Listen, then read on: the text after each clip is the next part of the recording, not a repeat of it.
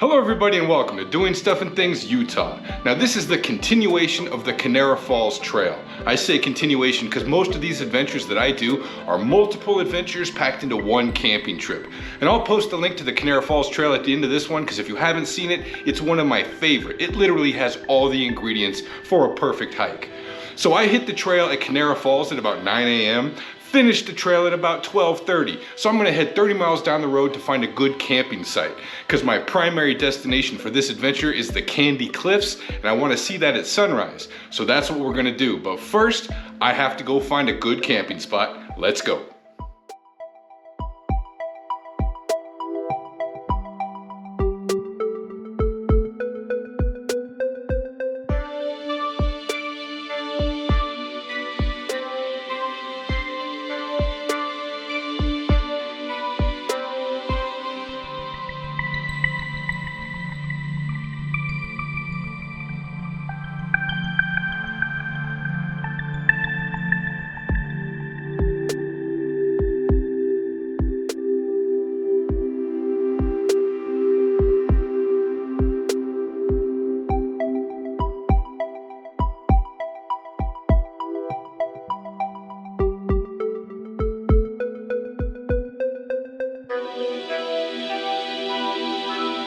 So the beauty thing about looking for dispersed camping, which is just free camping out in the backcountry, is you end up on these long dirt roads like this with all kinds of other canyons and offshoots and mountains and places to hike and explore. The road to Candy Cliffs is full of potential areas to explore and hike and just have a good time, typically by yourself because it's not a very heavily traveled area.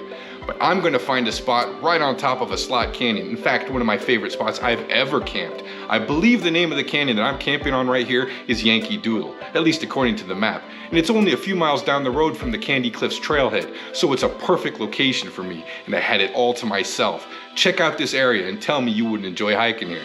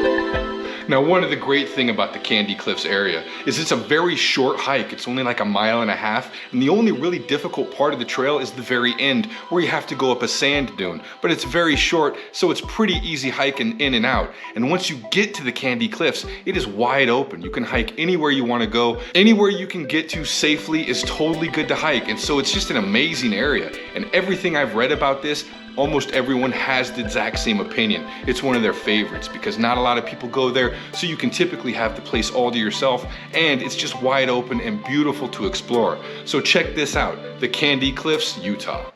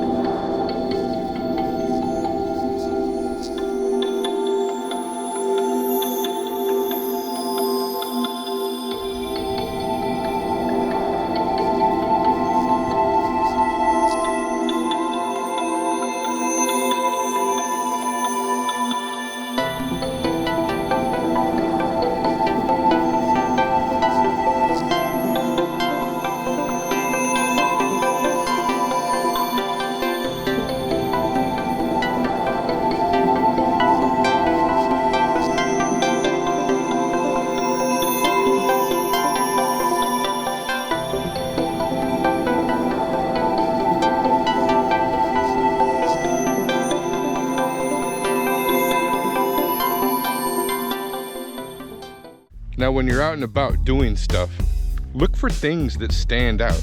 Like for example, right here on this rock face.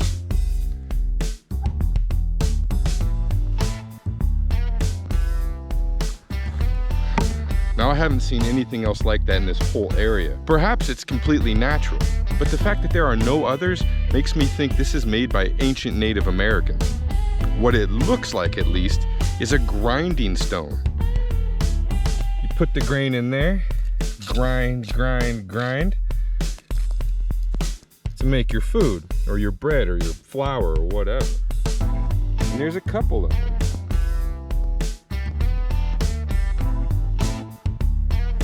But only in this area right here. There are no other spots around any of these rocks that I have found that. And it's really smooth, and it looks like a grinding stone. I like to think that was made by the Native Americans way back in the day, because this whole area is super rich in history. So keep your eyes open, you never know what you're gonna find. So that's the Candy Cliffs on the Yant Flat in Utah. And hey, if you like adventure videos and dig this kind of content, I'd really appreciate it if you feel like subscribing, give a like, and hit the little bell so you get notified when new videos are uploaded. And let me tell you, I've got a ton of adventures in the bag scheduled to upload like 6 months in advance from when I film. So there's a lot more content coming, and I hope I see you next time.